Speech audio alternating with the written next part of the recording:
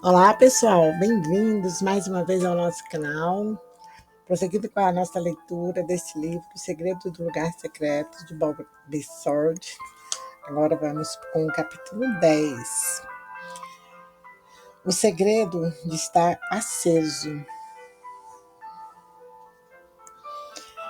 É o lugar secreto que acende nosso fogo, que nos deixa acesos. Estou falando acerca de ter um zelo fervoroso em buscar a face de Jesus e responsabilidade com o seu reino. Jesus veio trazer fogo à terra. Lucas 12, 49. Motivo pelo qual pretende nos acender com suas próprias paixões e desejos. Para manter sua intensidade, este fogo deve ser constantemente alimentado por paixões promovidas pela intimidade gerada no lugar secreto. Você está destinado ao fogo. Você queimará por toda a eternidade. A única pergunta é onde? O desejo do seu coração é ser uma labareda viva, acesa com a alegria de contemplar a beleza de Deus, adorá-lo sem limites e estar inserido neste mundo com um zelo autocontrolado e calculado de quem não ama a sua própria vida e não tem medo de morrer. Você tem um motivo para viver porque tem um motivo pelo qual morrer. Você deseja ser um promovedor de santidade, razão pela qual nunca ficará satisfeito com o status quo do cristianismo. A palavra de Deus é como fogo. Jeremias, capítulo 23, versículo 29. E sua presença totalmente envolta pelo fogo. Ezequiel, capítulo 1, versículo 47, 27. Daniel, capítulo 7, versículo 9. Quando você se aproxima de Deus, está se aproximando do intenso brilho das labaredas de Eras. Para ficar aceso, você precisa ficar perto de Deus. Quando você se sentir frio, distante e espiritualmente fora, será o momento de se retirar para um cantinho, se colocar diante da lareira da palavra de Deus e deixar que a intensidade de sua face restaure o seu fervor. O segredo de permanecer aceso por Jesus não é responder às chamadas do altar, por melhores que sejam. Não é o fato de alguém pôr as mãos sobre você e orar, por mais válido que isso seja. Não é ouvir uma boa gravação de pregação ou o mais recente CD de adoração. A única fonte certa para permanecer aceso é se dedicar de forma consistente no lugar da porta fechada. Esse é o lugar onde o Espírito do Fogo, Isaías capítulo 4, versículo 4, acende sua alma à medida que você contempla a glória dele com uma face descoberta. 2 Coríntios capítulo 3, versículo 18. Você deseja passar a ter uma grande compulsão pelo lugar secreto? Convide aquele que queima, Espírito Santo, para acender a eterna chama do ciúme fervoroso dele em sua vida. As Escrituras dizem: o Espírito que ele fez habitar em nós tem fortes ciúmes. Tiago, capítulo 4, versículo 5. O objetivo deste ciúme fervoroso é fazer com que a noiva de Cristo possa ter sua paixão exclusiva e fervorosa por seu amado acesa. Você pode fazer a seguinte oração sublime: Espírito Santo, permita que seu ciúme ardente entre em minha vida até todo sentimento adúltero e falsos deuses serem completamente queimados e até uma imensa paixão consumidora tomar conta de todo o meu ser, para que o meu amor seja totalmente voltado para aquele que é amável, Jesus Cristo. O livro do Apocalipse descreve o Espírito Santo da seguinte maneira: do trono saíam relâmpagos, vozes e trovões. Diante dele estavam acesas 7 lâmpadas de fogo, que são os 7 Espíritos de Deus. Apocalipse capítulo 4, versículo 5. Perguntei para Deus se o mesmo poderia ser dito sobre mim, se eu poderia ser descrito como aceso diante do trono. Como um homem que deseja estar aceso para Deus, olhe para Provérbios capítulo 6, versículos 27 e 28 de uma forma diferente da abordagem típica. A princípio, esses versículos estão descrevendo os efeitos prejudiciais do adultério, Sua outra aplicação é efetivamente descritiva do lugar secreto com Deus. Pode alguém colocar fogo no peito sem queimar a roupa? Pode alguém andar sobre brasas sem queimar os pés? Provérbios capítulo 6, versículos 27 e 28.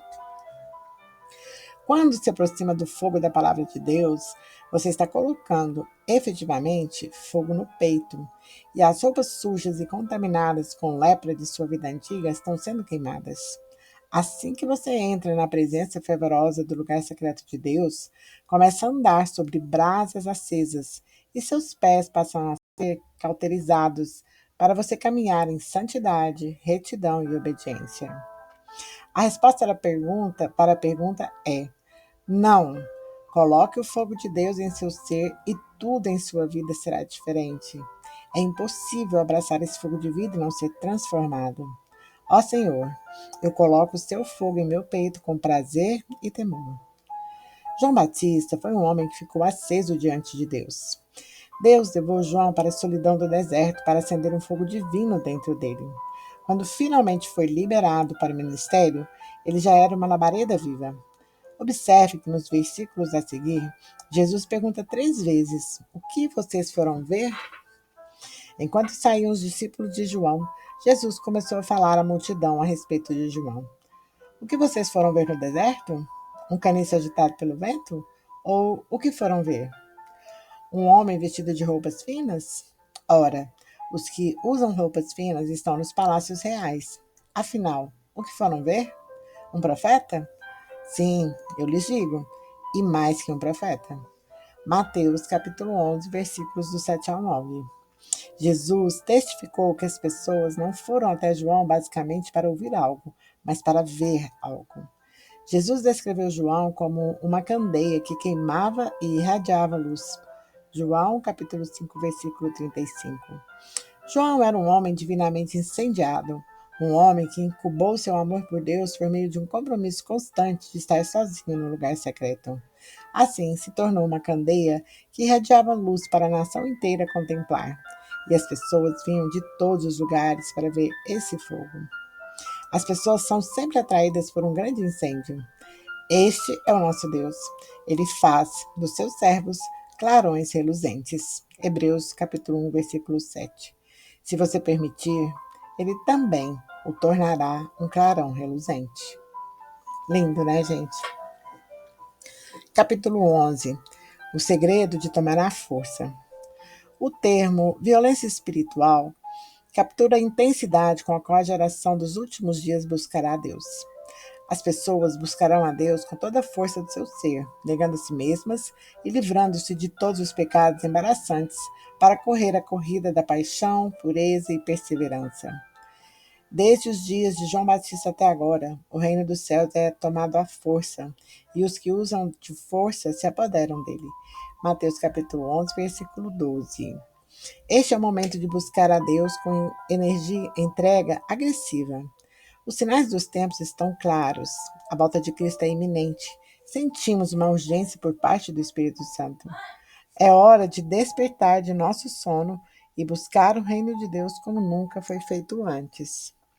A fé genuína busca a Deus ardentemente. Sem fé é impossível agradar a Deus, pois quem dele se aproxima precisa crer que ele existe e que recompensa aqueles que o buscam. Hebreus capítulo 11, versículo 6. A verdadeira fé entende não somente que Deus existe, mas que nos recompensa de acordo com a intensidade de nossa busca por Ele. Aqueles que buscam a Deus revelam sua fé de acordo com como correm. Homens e mulheres de fé não podem se distrair ou se desviar do seu objetivo, porque acreditam firmemente que Deus irá recompensar sua busca. E eles estão certos. A violência espiritual começa no lugar secreto. Começa com a forma como você se aplica à disciplina de oração, adoração, contemplação, jejum, leitura, estudo, meditação, audição, absorção da verdade. Este é o ponto onde a tomada à força começa. Eu digo absorção da verdade em vez de memorização, porque é possível memorizar a escritura sem que ela penetre em seu espírito. Mude seu estilo de vida e se torne parte integrante de seu diálogo com Deus e com o homem. Uma das coisas mais violentas que você pode fazer é combater todos os elementos concorrentes de seu calendário e talhar consistentemente o tempo de se fechar no lugar secreto. Nos períodos em que você estiver muito atarefado, poderá parecer que mil outras vozes clamam por sua atenção. Qual voz estará no comando? A voz de tarefas incompletas ou a voz gentil que chama você para o lugar secreto? Golpeie sua espada contra os tentáculos invasores que procuram suprimir sua vida secreta com Deus. Fique sozinho na presença de Deus, ó homem de violência. Beije o filho, ó mulher de violência. Também será necessário esforço para fornecer ao seu corpo descanso suficiente, de forma que, ao entrar no lugar secreto, você não fique constantemente caindo no sono. Todos, um dia ou outro, acabam dormindo quando estão sozinhos na presença de Deus. Faz parte de nossa natureza humana e Deus compreende isso. Entretanto, o homem de violência e sabedoria executará quaisquer medidas que sejam necessárias para ficar em alerta e comprometido regularmente com a parte mais prazerosa do dia. É fácil confundir o zelo natural com violência espiritual. Algumas pessoas demonstram um zelo incrível por Deus, na forma como adoram, compartilham sua fé ou participam de estudos bíblicos.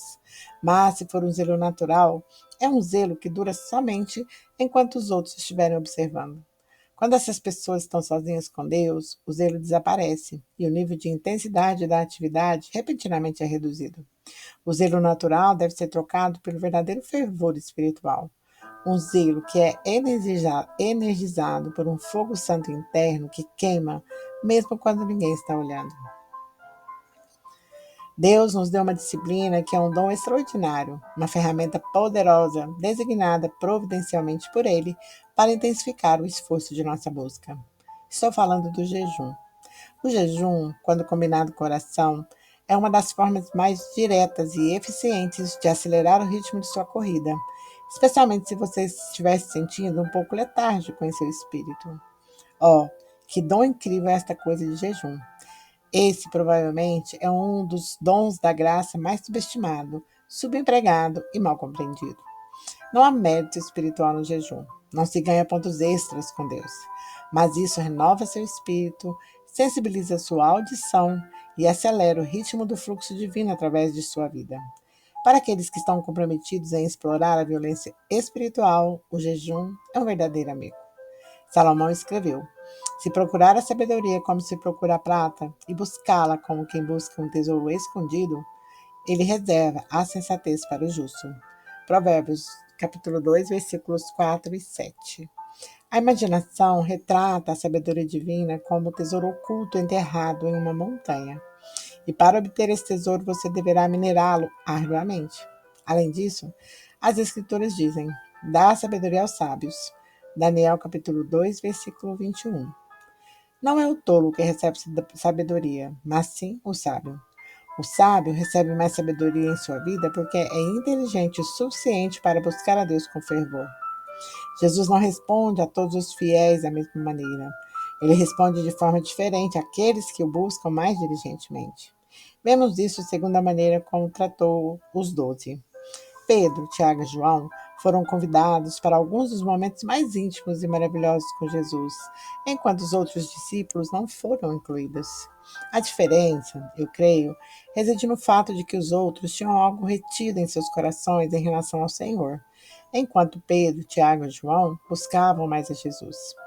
Alguns discípulos duvidavam de Jesus, mesmo após sua ressurreição. Mateus capítulo 28, versículo 17. E essa reserva no espírito roubava deles os maiores níveis de intimidade. Aqueles que tinham mais, recebiam mais. Estou escrevendo essas coisas, prezado amigo, para inspirá-lo a buscar ao Senhor. Corra atrás dele, busque de todo o seu coração. À medida que você buscá-lo com mais intensidade, ele se aproximará de você como nunca antes. Jesus não favoreceu Pedro, Tiago e João por causa de suas personalidades ou pela combinação de seus dons. Ele os favoreceu porque o favoreciam, pois os olhos do Senhor estão atentos sobre toda a terra para fortalecer aqueles que lhe dedicam totalmente o coração. Nisso você cometeu uma loucura. De agora em diante terá que enfrentar guerras. 2 Crônicas, capítulo 16, versículo 9. O Senhor não faz acepção de pessoas. Ele recompensa todos os que o buscam com fervor. Esse é o motivo pelo qual alguns não conseguem ter tanta intimidade com Deus. Ao observar o zelo moderado com que alguns o buscam, se desse a eles o poder e a glória que pedem, estariam ultrajando todos aqueles que o têm buscado com muito mais intensidade. 1 Coríntios capítulo 9, versículo 24, revela que corremos nossa corrida na presença de outros santos.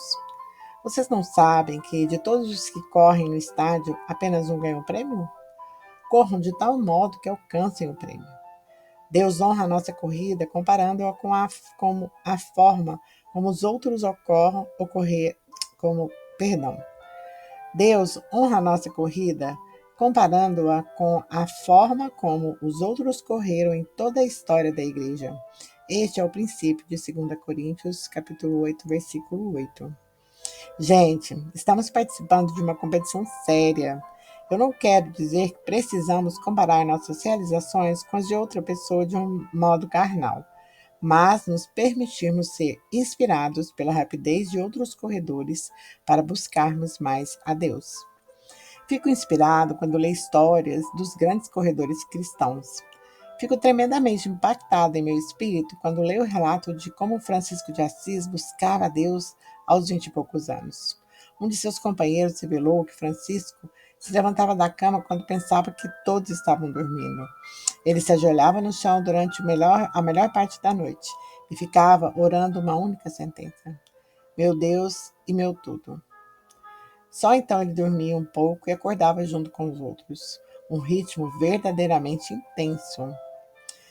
Certa vez eu li sobre um prisioneiro chinês que fez um jejum de alimentos e água durante 76 dias, orando pela salvação de seus colegas prisioneiros que abusavam dele o tempo todo. Uau! Ao final dos 76 dias, ele se levantou com uma força e autoridade sobrenaturais. Pregou para seus colegas de cela e todos os 15 se converteram na hora. Uau! Eu ouvi também sobre alguns crentes chineses que estavam juntos em um jejum de 21 dias, porque não viam ninguém ressuscitar há 3 semanas e achavam que havia alguma coisa errada.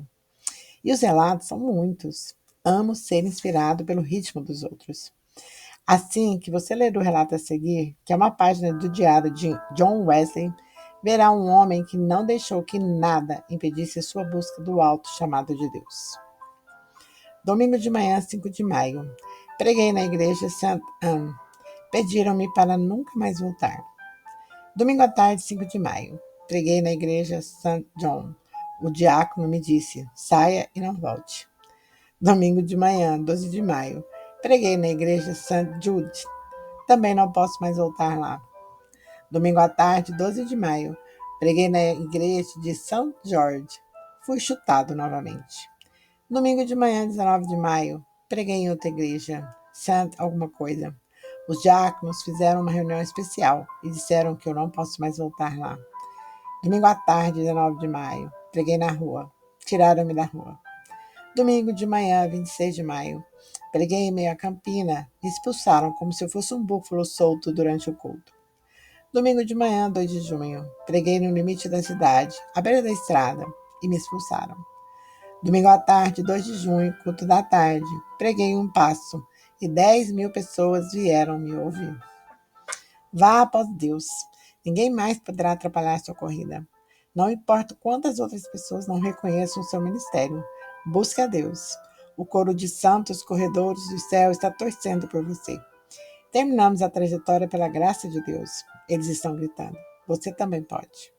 Portanto, também nós, uma vez que estamos rodeados por tão grande nuvem de testemunhas, livremo-nos de tudo o que nos atrapalha e do pecado que nos envolve, e corramos com perseverança a corrida que nos é proposta. Hebreus capítulo 12, versículo 1. Capítulo 12. O segredo da humildade. Nossa busca violenta de Deus deve ser regada com um espírito gentil e humilde. A humildade é a base de toda oração. O humilde diz: Senhor, fico vazio sem sua plenitude. Fico aos pedaços sem sua inteireza. Fico fraco sem sua força. Fico sem direção sem sua sabedoria. Sem você não sou nada. Preciso de você. Preciso tão desesperadamente que estou me derramando diante de você aqui no lugar secreto. A falta de oração é o primeiro sinal da independência proveniente do orgulho. Começamos a reduzir nosso tempo secreto com Deus quando estamos nos sentindo ótimos acerca de nós mesmos, cheios de energia, otimistas em relação ao futuro e confiantes quanto ao caminho que estamos trilhando. Esse é o primeiro sinal de que estamos ficando cheios de confiança de nós mesmos. Esta manhã, mesmo antes de saber que estaria escrevendo este capítulo, eu estava apreciando as palavras de Agur, que escreveu: Sou o mais tolo dos homens. Não tenho o entendimento de um ser humano. Não aprendi sabedoria, nem tenho conhecimento do santo. Provérbios 30, capítulo 2, e versículos 2 e 3. A sabedoria de Agur estava em ter uma autoavaliação adequada acerca de sua própria tolice. Quem dera que todos nós tivéssemos essa mesma consciência. Isso faria com que nós nos ajoelhássemos e nos voltássemos para a fonte de toda a sabedoria, para o único Deus que detém toda a sabedoria. Se ele detém toda a sabedoria, onde isso nos coloca? Quando você enxerga a grandeza de Deus e a sua bancarrota, é gerada uma grande alegria pelo fato de se humilhar perante o Senhor, com que deleite os anciões lançam suas coroas aos pés do trono. Eles pegam o que representa a compilação agregada de todas as suas conquistas e lançam aos pés dele, de quem tudo primeiramente procedeu. Ele nos deu e, portanto, podemos devolver. Nada disso foi ideia nossa. Tudo começou e termina com ele. Ele é tudo. À medida que nos unimos a Deus, a pobreza de nossa identidade pessoal é perdida na plenitude da sua grandeza eterna. Davi escreveu: Meu coração está firme, ó Deus. Cantarei e louvarei, ó glória minha. Salmo 108, versículo 1. Sabemos que esse versículo se refere ao lugar secreto, porque o termo meu coração está firme sempre será usado para falar a respeito de seu compromisso pessoal de ficar a sós com Deus. Davi entregou seu coração a Deus, por isso disse, ó glória minha. Mas qual era a glória de Davi? Era a soma total de todas as suas realizações. Davi tinha a glória de um rei, riqueza, honra, prestígio, dignidade, esplendor e poder. Ele também tinha a glória de ser um salmista e um profeta. Ele pegou tudo que Deus lhe deu e o tornou, e apresentou ao Senhor por meio de canções e louvores. Quanto maior o seu prestígio, maior o prazer de entregar tudo perante a majestade de Deus. Que privilégio derramar as realizações de nossa vida aos pés dele, com profunda consciência de sua grandeza inigualável. Quanto maior eu for, maior alegria terei em levar essa grandeza e prostrá-la a seus pés. As nações andarão em sua luz, e os reis da terra lhes trarão a sua glória. Apocalipse, capítulo 21, versículo 24. Ele nos dignifica ao permitir que tenhamos algo para trazer à sua presença com humildade e devoção. Deus nos dignifica com afiliação, glória, aceitação, realeza, propósito, significância, riqueza, honra, salvação, sabedoria, revelação, entendimento, status, caráter, santidade, vitória. E dessa forma, podemos apreciar o mais alto privilégio de lançar tudo aos seus pés. Que privilégios santos só nós temos. Podemos vir à sala do trono de sua presença e nos esvaziarmos de toda dignidade, nos prostrando perante ele, adorando-o com todo o nosso ser. O servo de Deus, que nada tem, não encontra maior alegria do que buscar cada vez mais maneiras de se humilhar na presença do Todo-Poderoso. E me rebaixarei ainda mais, e me humilharei aos meus próprios olhos, mas serei honrado por essas escravas que você mencionou. 2 Samuel, capítulo 6, versículo 22. Lance-se aos pés dele hoje. Ele é digno do mais alto louvor. Capítulo 13. O segredo da intercessão. A intercessão, que é um elemento da nossa vida de oração pessoal, é o que estou escolhendo para definir como oração em favor das necessidades alheias em vez das minhas. Intercessão é o ministério sacerdotal de um mediador, de alguém que fica entre o céu e uma necessidade terrena e clama ao Pai por ajuda. O escritor de Hebreus pediu aos santos para intercederem em seu favor. Orem por nós. Estamos certos de que temos consciência limpa e desejamos viver de maneira honrosa em tudo. Particularmente, recomendo-lhes que orem para que eu lhes seja restituída em breve. Hebreus capítulo 13, versículos 18 e 19. Essa passagem nos revela um segredo poderoso de oração. A oração acelera os propósitos de Deus na terra. O autor percebeu que seria restituído a eles, mas isso aconteceria mais rapidamente se orassem. Nós realmente podemos comprar o tempo com nossas orações, aproveitando ao máximo cada oportunidade, porque os dias são maus. Efésios 5, versículo 16. Quando o mal está nos ameaçando, podemos adiar sua vinda com nossa oração. Quando o bem está demorado, podemos acelerar sua vinda com nossas orações. Há muitas coisas que Deus planejou para este mundo, e muito provavelmente elas acontecerão. A única pergunta é: elas ocorrerão em nós e através de nós? Nós participaremos? Se não orarmos, os planos de Deus acontecerão, mas não tão rapidamente. Eles serão adiados. Veja aqui o infinito poder de Deus para acelerar as coisas na Terra e levar os eventos do mundo ao seu auge. Ele pode concluir com êxito sempre que desejar, mas está procurando uma geração que se recuse a ser desviada, uma geração que seja tão desesperada para ser incluída, que se entrega à oração incessante e violenta. Uma das formas mais profundas de você amar uma pessoa é orando por ela. A intercessão faz algo muito poderoso no intercessor. Une o coração dele ao coração de quem está sendo alvo da oração intercessória. Na intercessão, você está investindo na vida de outra pessoa. Esse é mais um dos segredos do lugar secreto. Portanto, nossas orações intercessórias tornam-se cordas de afeição, que ligam os corações dos cristãos uns aos outros, aproximando o corpo de Cristo por meio de uma das maiores virtudes, o amor. Não era suficiente para Paulo estar convencido de seu amor para com os outros santos. Ele desejava que tivessem consciência de seu amor. Mas, para que soubessem como é profundo meu amor por vocês, 2 Coríntios 2, versículo 4, que diante de Deus vocês pudessem ver por si próprios como são dedicados a nós. 2 Coríntios 7, versículo 12. Portanto, ao sentir amor suficiente por uma pessoa para interceder por ela, por que não encontrar uma maneira de assegurar-lhe sobre a sua intercessão?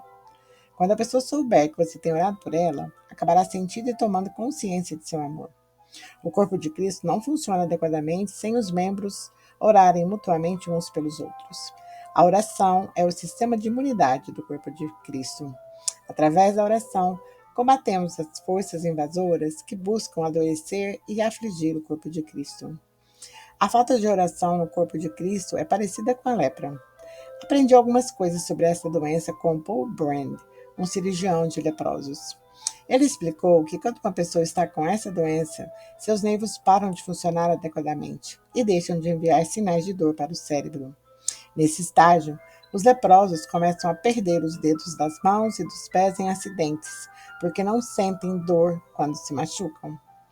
Fazendo uma analogia espiritual, quando a igreja não sente dor por causa dos membros do corpo que estão sofrendo, há indícios da presença de lepra espiritual. Os nervos da igreja estão mortos. O que acontece em seguida é que a igreja começa a perder seus membros. Os sinais de dor que o corpo envia ajudam o membro ferido. A dor é absolutamente necessária para o corpo poder se restaurar e se curar. Portanto, ela é um dom. É crucial que sintamos a dor dos membros que estão sofrendo no corpo, pois assim podemos separá-los e curá-los, se for necessário. A intercessão é uma resposta à dor. Choramos porque estamos sentindo dor. Os choros de intercessão são choros veementes de cristãos, suplicando a Deus em favor dos outros. Conforme penso sobre essas coisas, me lembro de amigos que enfrentam doenças crônicas e problemas de saúde incuráveis. Os cristãos com dificuldades desesperadoras de saúde enviam uma mensagem urgente para o corpo de Cristo. A igreja está doente. Não temos o poder para curar esse membro. Perigo, alerta. Precisamos nos reunir, reagir e fazer tudo o que for possível para este membro ser curado. Entretanto, A resposta da igreja a esse tipo de tragédia, geralmente, é de distanciamento e insensibilidade. Nós realmente não sentimos a dor de um membro doente. Somos portadores de lepra espiritual.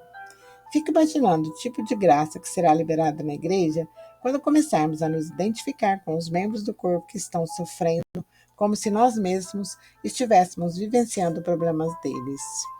Um dos mistérios fantásticos da oração é como Deus une a Casa Internacional de Afeição, a Igreja, através do apoio fervoroso de outra igreja em oração. A oração é um dom de Deus que capacita o corpo a se edificar em amor. Nossa, que lindo! Nosso padrão de oração indica que estamos sentindo dor?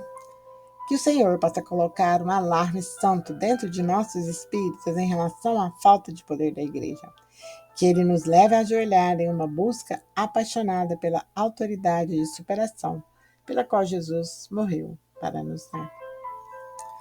E é isso, pessoal. E em breve voltaremos com mais capítulos dessa leitura fascinante. Que cada um de nós consiga achar esse lugar secreto e estarmos em comunhão com o nosso Pai amado. Obrigada por estarem comigo e até breve. Tchau, tchau.